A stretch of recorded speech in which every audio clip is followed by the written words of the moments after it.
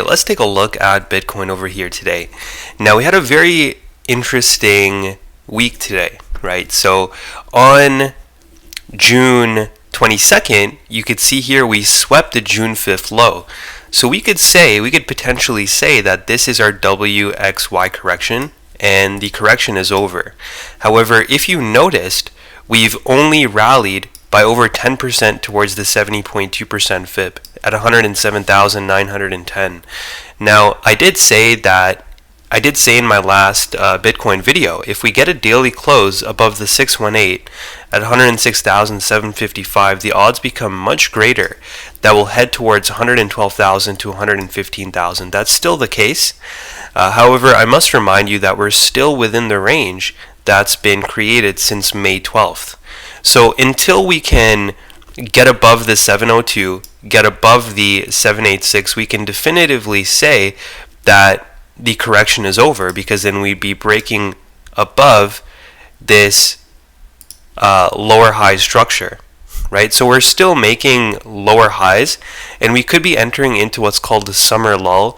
Usually when you get range-bound price action in the months of July and August, and then we bottom out, and then we'll likely bottom out in the later half of August, going into September.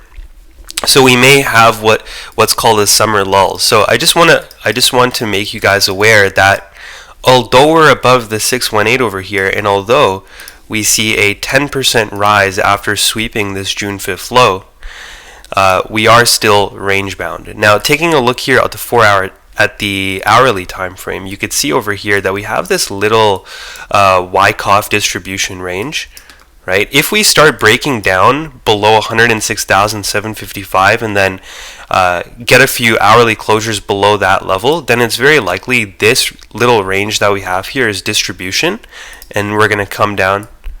We're going to come down to the 50% FIB at 105,133. Now, in the case we do break down from this smaller range that we're in, if we end up losing the 50% FIB at 105,133, then we come down to the 38.2% FIB at 103,511, and the odds become greater that we're going to go ahead and sweep the June 22nd low, especially going below the 23.6% FIB.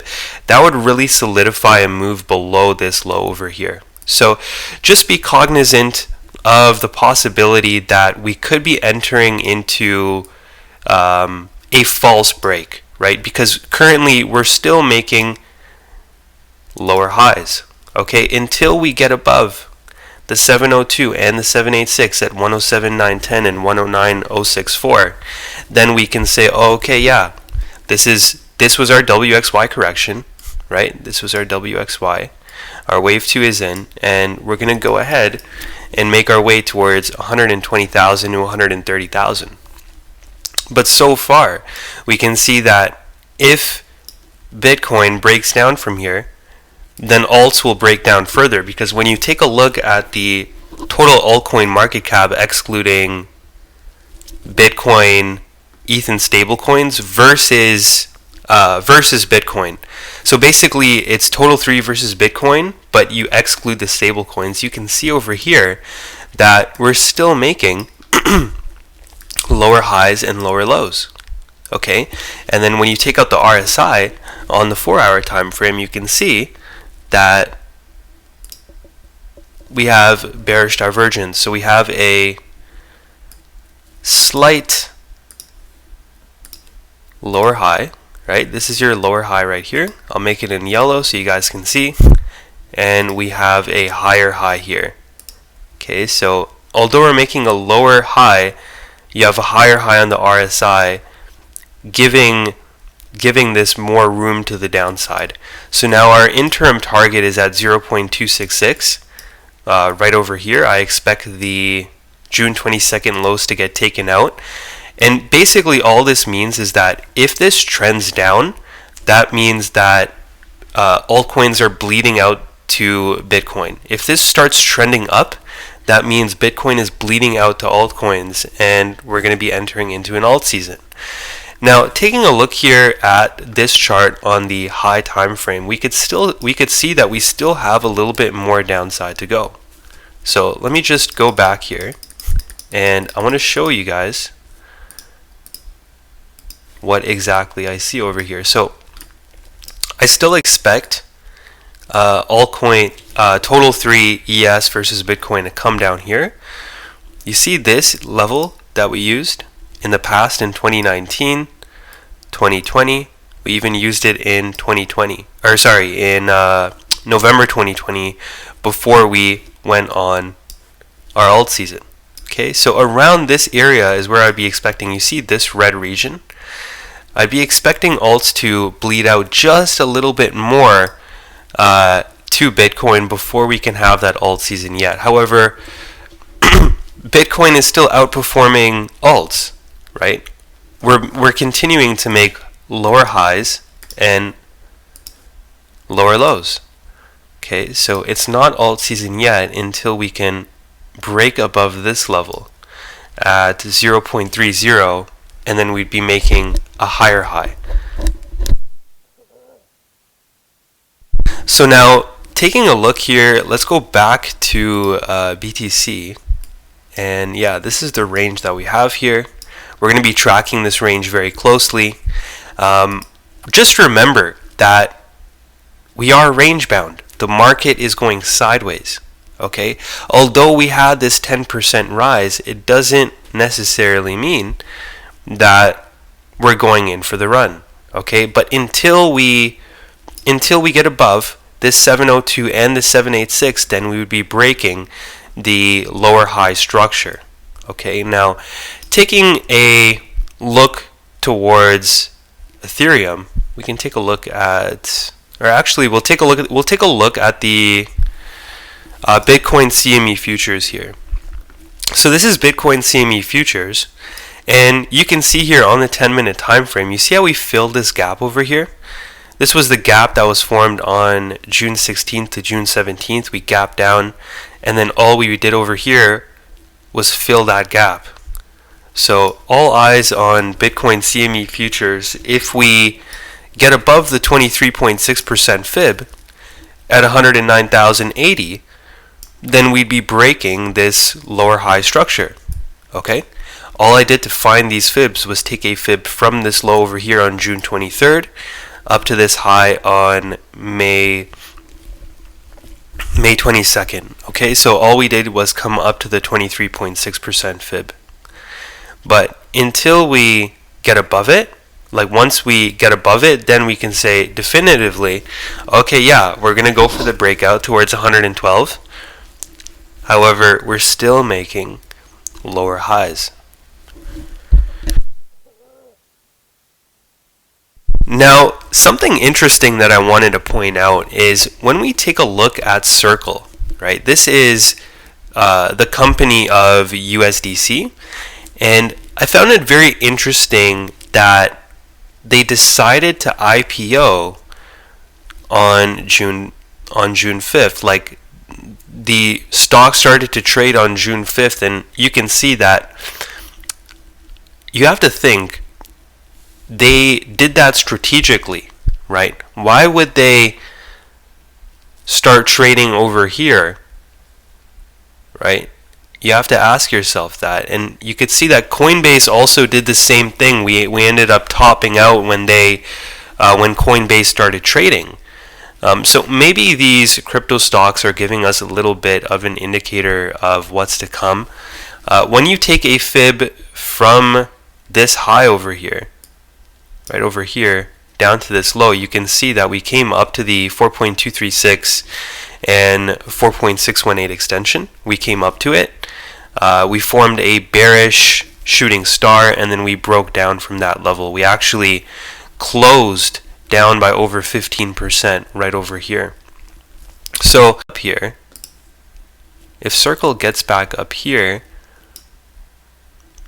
then yeah, we could say, okay, yeah, this may have another leg in it, but this is starting to look bearish. And then when we take a look at Coinbase, so let's go ahead and take a look at Coinbase here. So this is Coin, Okay, so Coinbase went on a tear yesterday. Let me actually, yeah, so this is the wave count right here. Go on the 4-hour time frame, and you can see that we're in wave 5 of 5 here, going all the way back from April, right? This was your wave 1, you had a wave 2, you had your explosive wave 3, consolidation for about 21 days for your wave 4, and then this is your wave 5 of 5. Okay, now if you take a little bit of a closer look and take a fib from this wave 3 high down to this wave 4 low, we have come just shy of the 3.618 extension. So let's see, will this extend or will we see the breakdown? Because when we take a look here at the RSI, it's right at the highs here, and then when we take a look at the hourly, we have triple negative divergence where we have 3 or more consecutive lower highs, even though we have 3 or more consecutive higher highs on the price. So this could be giving us a little bit of a signal. It doesn't move one-to-one with crypto, but I just wanted to point out this data point.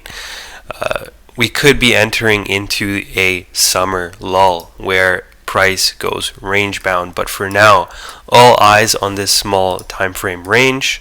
We want to see a move above the 702 and the 786 at 107,910 and 109,064. Otherwise, we are still going sideways. Remember, Bitcoin and crypto, it doesn't care about your feelings. Remember that. Just remember that when you take a look at the RSI even on Bitcoin, you can see that we're forming triple negative divergence. Same thing as coin. Right over here on the hourly, consecutive higher highs, even though we have consecutive lower highs. So we could be gearing up for a little bit of a breakdown over the weekend. However, if Bitcoin starts pushing up here, then we can say, oh, okay, this is going for the breakout, and this was our WXY correction. It completed on June 22nd. But if we end up breaking down from here, right, if we go below the 50%, go below the 38.2%, and then actually break down below the 23.6, then we could say, oh, okay, this is probably a little bit of an extended correction, because I feel like a lot of people got too excited over here, right? Well, they got taken off guard with this huge pump, had a little bit of a retrace, and then it continued pumping. So I feel like there is a lot of people still long over here, and instead of this WXY correction, right, which we could have on our hands, it's not confirmed yet. Remember, we must wait for confirmation. We could have instead a WXYXZ, and then the Z wave would take you to around the 50% fib at $93,418. That fib was found by taking a fib from the April lows right over here in April up to this high. So let's go on the 4-hour time frame, and I can show you guys. Okay, this is the low in April, and this is the high in May. If you take a fib from this low over here up to this high, we can see that the 50% fib lays at 93,418. And that's exactly where the 100 and 200 day moving average is. And usually when you come down to tap a moving average in crypto, you usually go down below it. You have deviation below it, a wick below it, and then retract back up. So I'm thinking if we start moving down below these fibs, right? The 50% at 105, 133, 38.2 at 103,511, and lastly 101,504 at the 23.6% fib, then it's very likely that will come down to the 50% fib. Now, in the case that we lose the 50% fib and get multiple daily closures below the 100 and 200 day moving average, then what are we going to do? Well, we're going to come back down to the 50-week moving average sitting at 84,215, and you can see how many times we've used that 50-week moving average as support. We used it as support on April 9th, on August 5th, September 6th, right? All the way through Bitcoin's history, we've used that 50-week moving average. So coming back to this 50-week moving average, it would be a little bit of a bigger correction. And now that would only be confirmed if we end up losing 93,418 at the 50% fib. Now, usually in crypto, not always, you have your correction like this, okay? And you take out this low, and then you start rallying up. And everyone thinks that, oh, okay, this is the low, let's go long, it's going to take out these highs. But what does it do instead? And it comes down and drives down below that low one more time to take out all the people who went long over here and put their stop right there. And then the market can rally from there, okay? But until we make a higher high above the 702 and above the 786, then we can say, okay, yes, the correction is done. Right now, the market is moving sideways. Taking a look here at the hourly time frame. Let's go back to this small time frame range. And I want you guys to take a look at this small time frame range today. Come to your charts, pull out your parallel channel tool. It should be right over here, right? Parallel channel, and just place it on the chart just like this. Okay.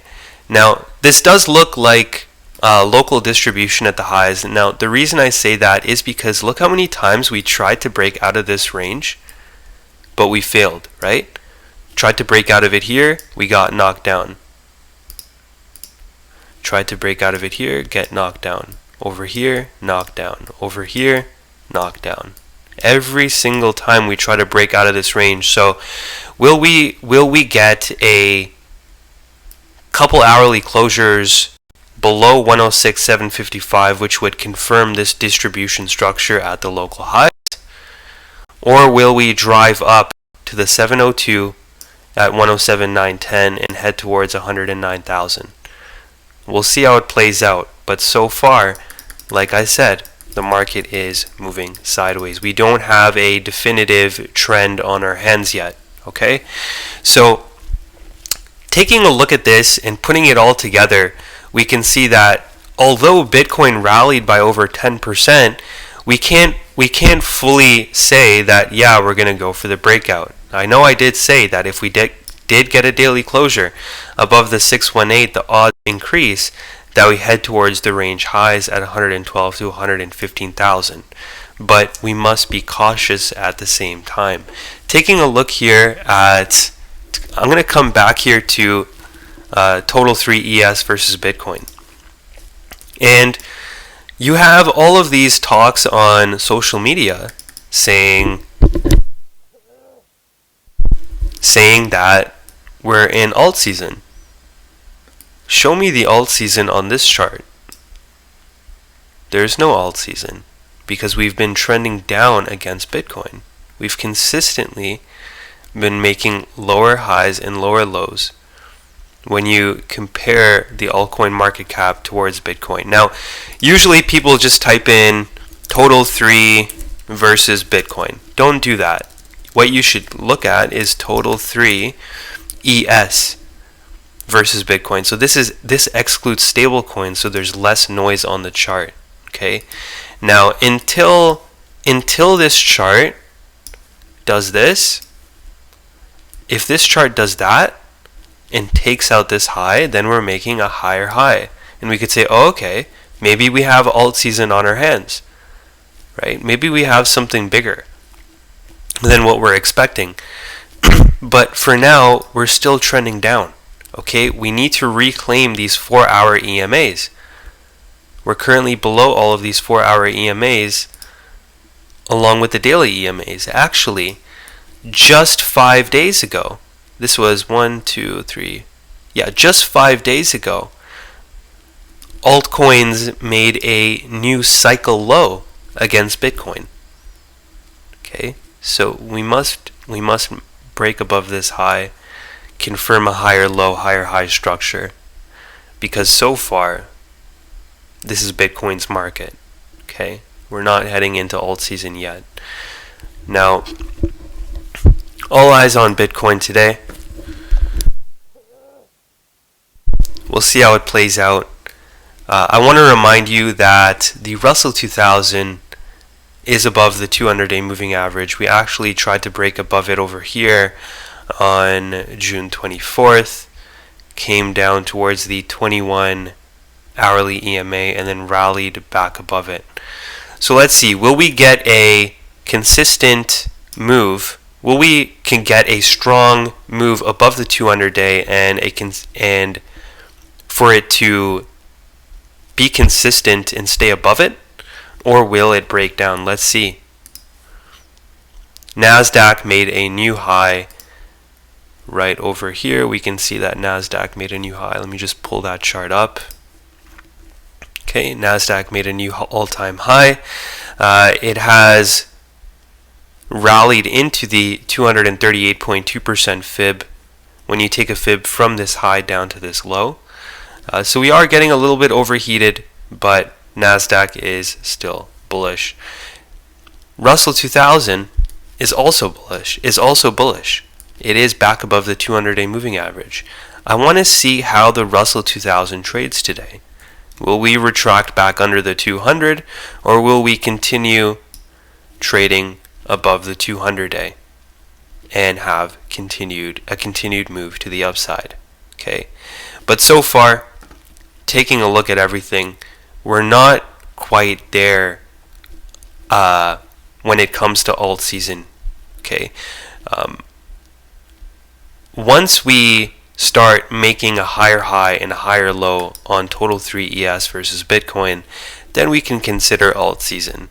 Now, when it comes to Bitcoin, we are ranging sideways, and I want to see a move above the 702 and the 786 this week or early next week. Otherwise, we run the risk of a breakdown towards the 50% fib at 105.133. Okay, we are still range bound. I want you guys to come to your chart, place this parallel channel on this range, and just see how price reacts to it. Can we get back above these range highs, or will we push down below the 618? Okay, so that's Bitcoin. Russell 2000 is trending up. Bitcoin is trending up, but it's also moving sideways at the same time. And yeah, that's what I think on the market. I hope you guys enjoyed the video. If you guys want to stay updated, then click the link in the description below to join the Discord, where you guys can get access to over 350 assets. You guys can ask me any question you want, and you can connect with me one-on-one. Peace out and take it easy. I'll see you guys in the next one.